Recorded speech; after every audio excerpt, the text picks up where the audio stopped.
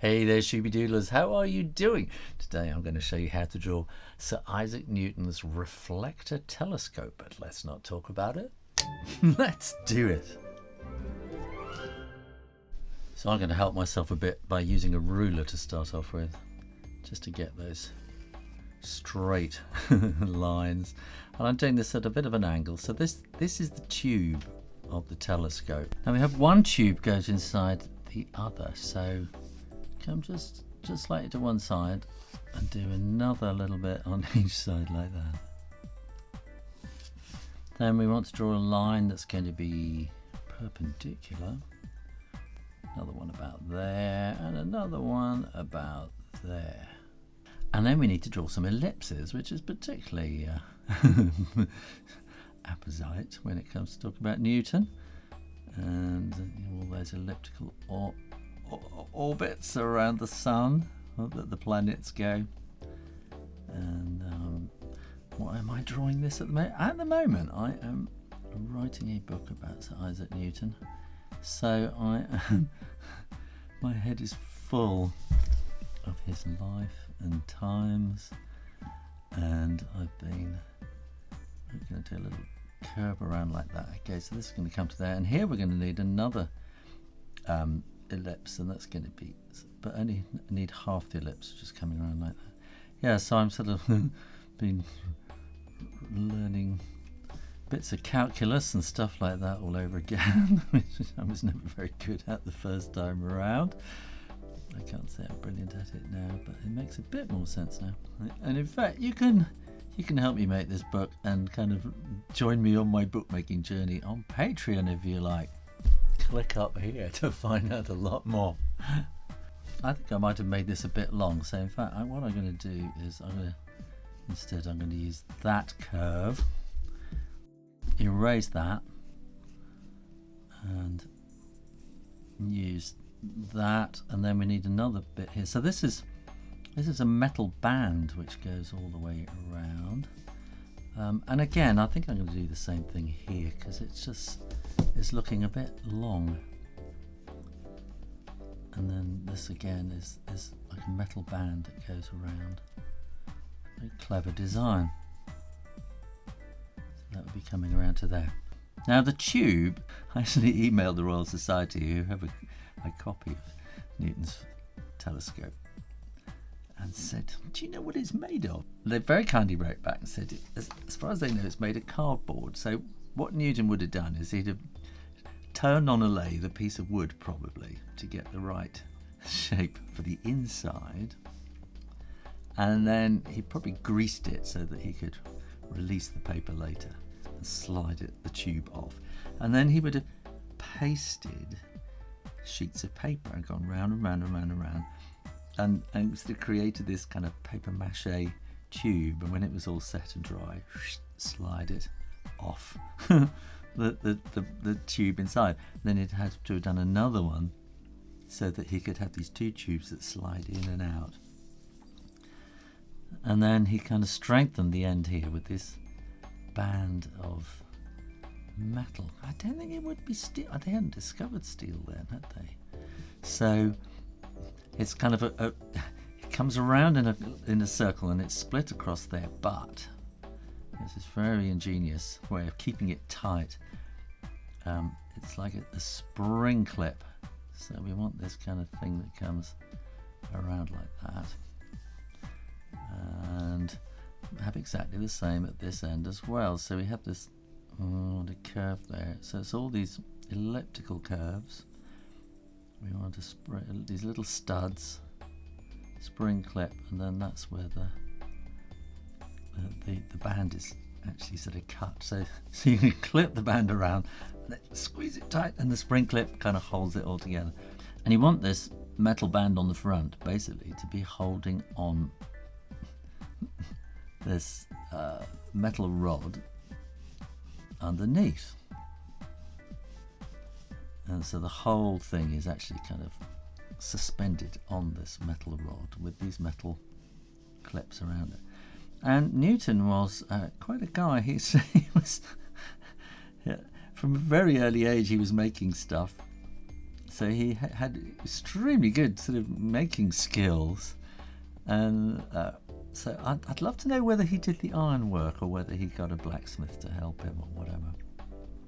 And here we have like a thumb screw, like that. It's a little screw. So this band of metal across the bottom, that stays steady, and then as he screws in, then the tubes go in and out like that. And that means inside here then, of course, he has this, it was a spherical mirror in fact there, and what happens is the light comes in the tube and then it sort of gets focused. The curve of the mirror then bends the light and focuses it on a point here where inside there's a tiny little mirror which reflects it up to the eyepiece. And so here you have the eyepiece stuck on the side. Very clever design, and was part of his whole proof of light. Well, it's actually probably the reason of why he did all those experiments of, you know, sort of proving that light was made of the colours of the spectrum, because lots of astronomers previously been having problems with their, like Galileo, with their glass telescopes. When you look at the edge of a lens, so that's the cross section, it actually looks like little prisms on the end, and so the light is all being split up, and as you're looking at stars, light's coming in and they all burst out into rainbows. So that's what the problem was. And then here we want to have a ball. This is where it starts getting clever. This is where I really like it. So having a reflector telescope with a reflecting mirror meant there was no glass involved. The light was just being reflected straight, and so you didn't get the chromatic aberrations, all the little rainbows bursting out all over the image. Now here is a wooden ball. So Newton would have actually turned this himself with his hands on a lathe. I just love that. And underneath is this cup. So have you ever played that game Cup and Ball? You know, where there's a ball on a piece of string and you have to kind of catch it. It's just like that. And then we'll have a little bit underneath it, and then something like that, and then that is all going to be sitting on a base, which again he will have turned, and we're going to see that as an ellipse, and then that's going to have a thickness to it, and then he will have chiseled in these little bits of pattern as it spun around at the same time. And this is the bit that I really like, as he has these two. So if we imagine there's a kind of a circle going around like that, and then we can cut that off there, he has these two bits of springy iron. No, steel hadn't been invented, I don't think, had it, as I'd say. And so these bits of iron are then stuck into the base, and they kind of clamp in the ball and clamp it in, and gravity is helping of course as well, holding the ball in the cup. And then this ball acts as a rotation kind of thing, so that you can move the telescope where you want. Now let's ink this in. To get regular drawing hints, tips and inspiration, click subscribe, ring the bell and select all notifications. And I'm going to start with the things that are nearest to me. So I'm going to put these two little kind of pop ribbety things in here and draw in this spring clip that comes around like that, and then the metal band, let's come around here like that. That's going to be coming around there like that. We'll see something inside there like that, and we're going to have kind of a thickness of the metal band there, and that's going to come around to there. Let's do the eyepiece. So there's a little hole that you look in, and then that kind of attaches it to the tube.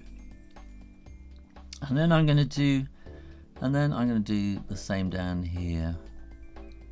So we've got this little spring clip thing with a funny little bit there, And then you'll draw the tube next, I think. So let's just follow along that line, and that comes nicely around like that, and that will come straight down to there, and this will come along there, just that's on the thicker side of that curved bit, and that will come around like that into there, and we'll maybe have a little bit of thickness to that as well.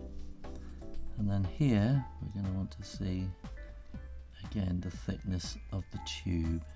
Now we can bring that little bit forward like that, and then we want this to be parallel to the tube, coming all the way down like that and going up, and you'll see a thickness in there.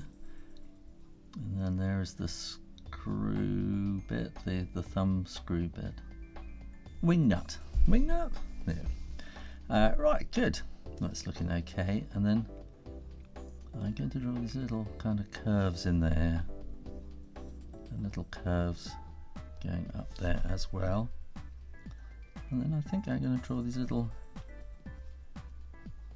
curves. They're just slightly curving here to give a feeling of the roundness of the tube.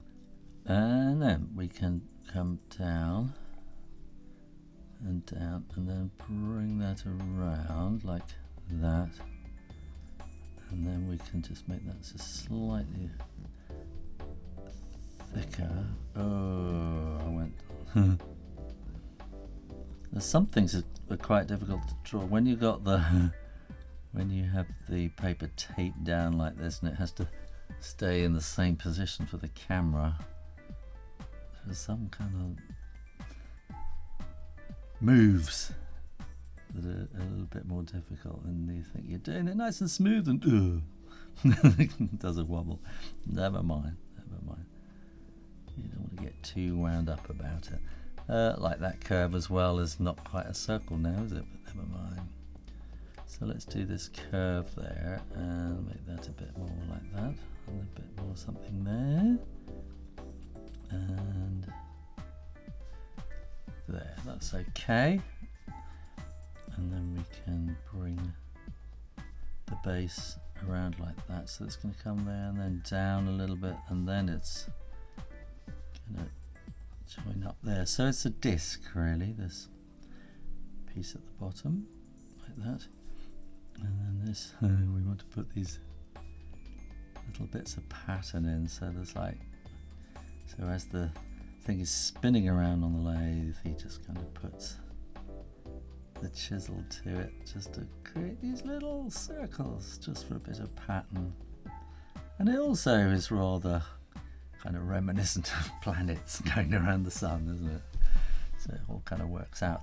Now, when you're absolutely sure that the ink is dry, you can erase all those pencil lines.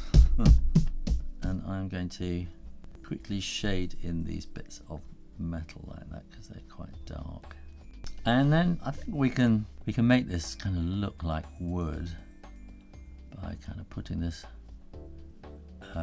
wood pattern on there, and to show that it's wood and that it's been lathed and spun around. And again, we can do something like that, and that kind of actually helps to smooth out where it wasn't quite so circular as well, is it, like that. And then we can maybe, if we go up and across like that, up and around like that, and then we can do a kind of a wood pattern on the base there as well. And I think we want to make this quite dark.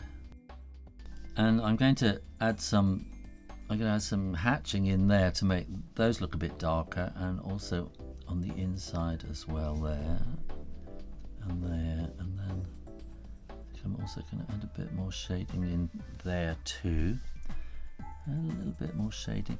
Now I'm going to assume that the light is coming down at this direction, and we can maybe have the edge of the table there. So we're going to have shadow on the ball here, And this is a sphere. So you know, if you're wondering about shading spheres, I have a video up here all about shading spheres.